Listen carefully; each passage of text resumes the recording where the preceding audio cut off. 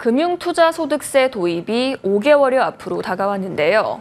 제도 시행 여부가 불확실한 상황이 반복되면서 투자 전략이 필요한 투자자와 전산 시스템을 구축해야 하는 증권사 모두 혼란을 겪고 있습니다. 은주성 기자와 이와 관련한 자세한 이야기 나눠보겠습니다. 어서 오세요. 최근 정치권에서 금투세 도입을 유예하는 방안을 검토하고 있다고요. 네, 정부와 여당은 내년부터 시행 예정인 금투세를 폐지하고 현행 과세 체계를 유지하는 정책을 추진해 왔습니다. 하지만 지난 총선에서 예정대로 금투세 도입을 주장하는 야당이 압승하면서 금투세 폐지가 사실상 어려운 상황에 놓였는데요. 최근 야당 내에서 금투세 시행 시기에 논의가 필요하다는 주장이 나오면서 새로운 국면을 맞이했습니다.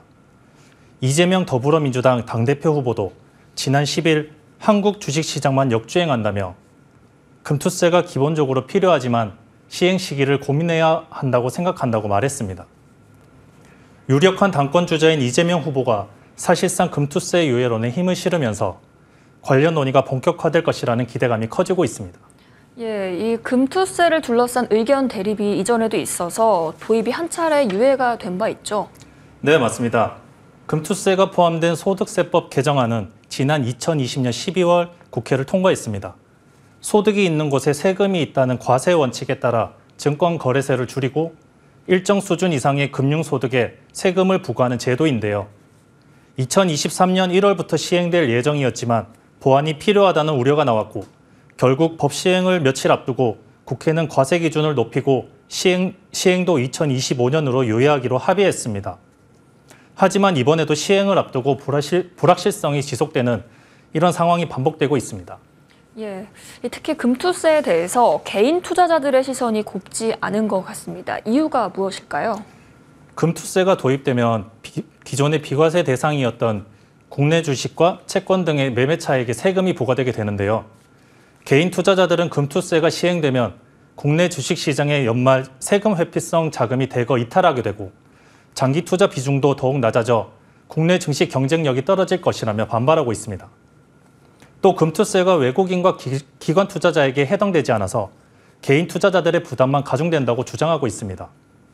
업계에서도 금투세 시행에 따른 우려의 시선이 나오고 있는데요. 직접 들어보시겠습니다. 미국으로 만약에 이탈하는 흐름이나 아니면 한국 증시 좀 떠나려는 그런 움직임들이 나온다면 사실상 이제 국내 증시는 특히 코스닥 같은 경우는 워낙 개인 수급이 많기 때문에 연말에 굉장히 이제 큰 흔들림. 그러니까 내가 그 기업을 멀쩡한 기업을 갖고 있어도 갑자기 급락할 수 있는 그런 흐름들이 나올 수 있기 때문에 이건 굉장히 좀 투자 심리적으로도 수급적으로 저는 좀 악영향을 주지 않을까. 다만 세금 외에 증시에 영향을 미치는 다양한 요소들이 있고 금투세에 긍정적인 내용도 포함되어 있는 만큼 신중한 접근이 필요하다는 의견도 있습니다.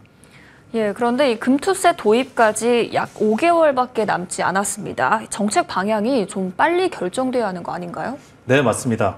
정책 방향성이 정해지지 않으면서 투자자들도 섣불리 투자 전략을 짜고 의사결정을 내릴 수 없는 상황이 지속되고 있습니다. 금투세 시행에 맞춰 전산 시스템을 구축해서 서비스를 제공해야 하는 증권사들의 고민도 깊어지고 있는데요. 상당한 비용과 인력 투입이 필요한 데다 금투세 관련 세부적인 기준이 정해지지 않은 채 폐지 가능성까지 거론되고 있어서 시스템을 구축하기 난감한 상황입니다. 금투세를 둘러싼 논란이 장기간 지속되면서 시장의 피로감만 쌓여가고 있는데요. 혼란이 가중되는 만큼 빠르게 정책 방향성을 결정하고 불확실성을 해소해야 한다는 지적도 나옵니다. 직접 들어보시겠습니다. 물론 좋은 정책을 개발하고 논리적으로 합리성이 높은 정책을 개발하는 거 당연히 필요하고 프라이머리 골이긴 한데 좋은 정책만큼 중요한 게 시장에다가 불안한 법적 불안정성을 갖다가 주는 건 안 좋거든요. 그렇기 때문에 그런 부분에 있어서의 조금 정리를 빨리 해줄 필요는 있다. 금투세 도입 논란이 이번엔 어떻게 결론이 날지 지켜봐야겠습니다. 오늘 말씀 잘 들었습니다.